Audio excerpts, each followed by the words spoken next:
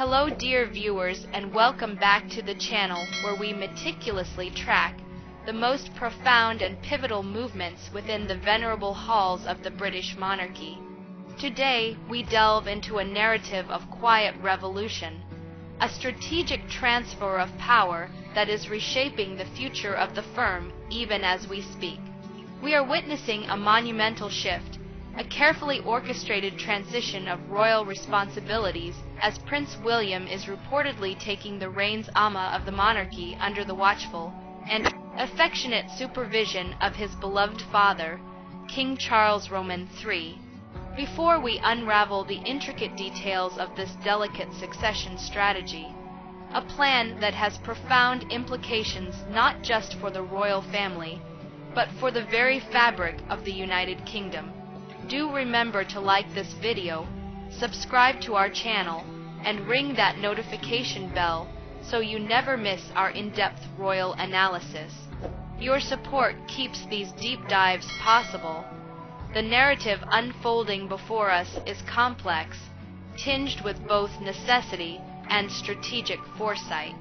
King Charles Roman III, now Saki, 6 years of age, has seemingly embarked upon an accelerated succession plan. This is not merely a hypothetical exercise.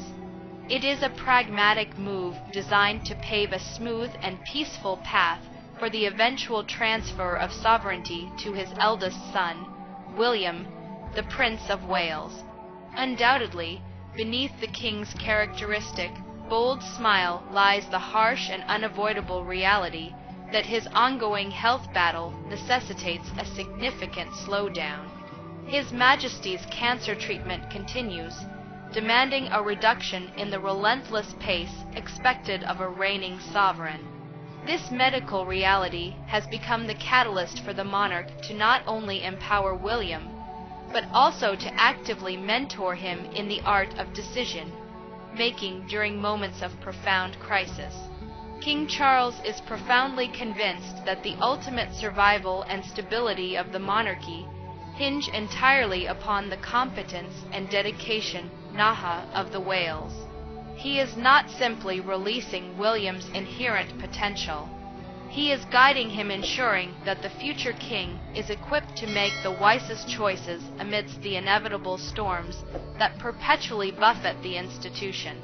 The burden of the crown, the king recognizes, now rests increasingly upon William and Catherine's shoulders. Prince William, for his part, is not merely a passive recipient of these increased responsibilities. He is making decisive headlines for his current strategies and for the ambitious future plans he is implementing. His core belief is starkly simple. The monarchy's long-term endurance depends critically on definitively severing ties with any royals whose actions have resulted in scandal and public disrepute. This vision has translated into swift, often brutal action. The future monarch is widely believed to be the driving force behind the dramatic and definitive downfall of his uncle, Prince Andrew. The implications of this are immense, signaling William's willingness to prioritize the institution's reputation over familial bonds. The most tangible evidence of this new hardline approach came when Prince Andrew was compelled to announce his intention to relinquish all remaining royal titles and honors. This decision arrived shortly after the explosive release of Virginia Jew's posthumous memoir, Nobody's Girl, which placed immense renewed pressure on the palace. King Charles must surely be appreciating his eldest son's remarkable ability to navigate and cope with high-stakes crisis.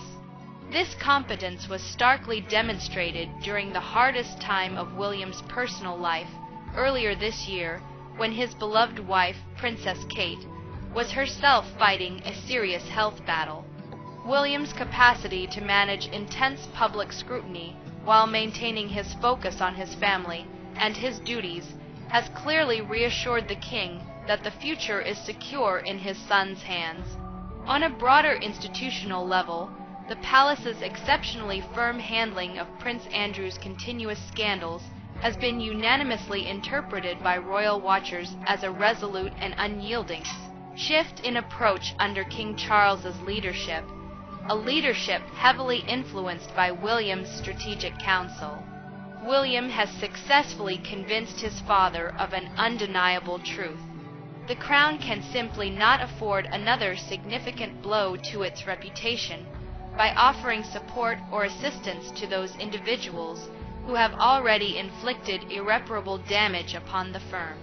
The Prince of Wales is acutely aware that public confidence in the monarchy is precarious, hanging, as some might say, by a mere thread. To survive and thrive in the modern age, the monarchy must consistently prove that it stands for unwavering integrity and consistency. There can be no more exceptions, no more compromises for the sake of internal family harmony. Furthermore, William's strategic vision extends beyond the immediate crisis involving his uncle. It is rumored that the future monarch harbors plans to deliver a profound and lasting lesson to his younger brother, Prince Harry.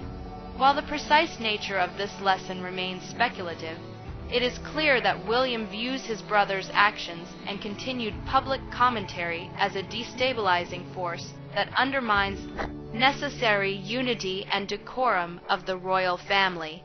The strategic isolation of Harry appears to be part of William's wider plan to streamline the monarchy, focusing resources and attention solely on the core working members, a strategy designed to project strength and stability onto the world stage. This is a cold, calculated move, but one William is convinced is vital for the long-term preservation of the realm. This growing influence and decisive action have not gone unnoticed by seasoned observers. Royal commentator Morn Callahan recently articulated this dynamic in compelling terms. She has claimed that Prince William has been making power moves and is, for all intents and purposes, already leading the royal family, intent on preserving the realm. In an illuminating interview provided to the Daily Mail, Miss Callahan offered a truly striking assessment of the current state of affairs. She stated unequivocally, "Charles, it seems, has all but handed over the crown." She elaborated on the psychological and constitutional preferences of the king, noting that he would prefer, as is his constitution, not to be embroiled in these messes, even as they pose existential threats to the future of the monarchy. This is where William steps in, displaying a stark contrast to his father's temperament. Callahan concluded her thought by observing that William clearly has no such squeamishness. This analysis suggests a fundamental difference in approach between father and son. King Charles, perhaps weary from decades of internal family drama and the weight of the crown, favors a less confrontational, more constitutional distance from the muck.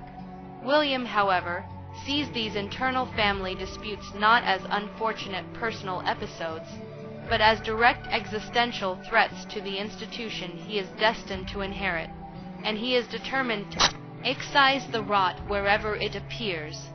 The phrase "all but handed over the crown" is potent, suggesting that while the technical sovereignty remains with Charles, the operational control, the strategic direction, and the moral compass of the firm are increasingly being set by the Prince of Wales. This strategic mentorship is allowing William to essentially test-drive the monarchy, making critical decisions and cementing his authority without the immediate full weight of the crown resting upon his head. Let us consider the profound implications of this accelerated transition. Succession is historically a moment of vulnerability for any monarchy. By initiating this handover gradually under the guidance of a living reigning monarch, Charles is attempting to minimize instability and ensure continuity.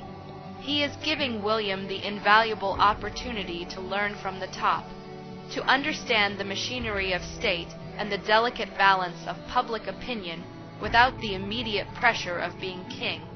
William's focus on reputation management is arguably the most crucial element of his strategy. He understands that in the modern era, the monarchy survives only with public assent. Every scandal, every perceived inconsistency erodes that assent. By taking a zero-tolerance stance against those who damage the brand, whether it be Prince Andrew or the ongoing friction with Prince Harry, William is signaling a commitment to a leaner, cleaner, and ultimately more defensible institution. This strategy is not without its risks, however.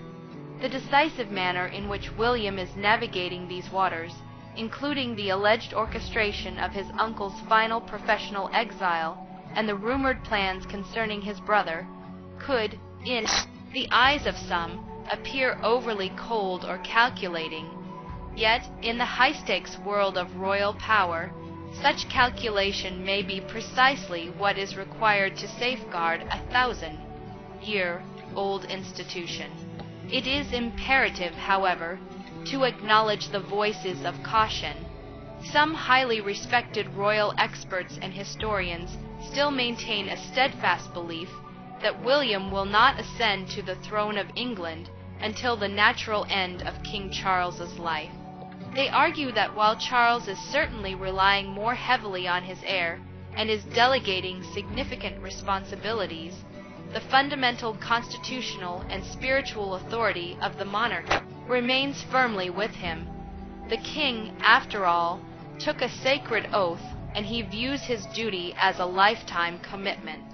These experts suggest that what we are witnessing is not a partial abdication, but rather a profoundly engaged co-reign, a necessity born of modern medical realities.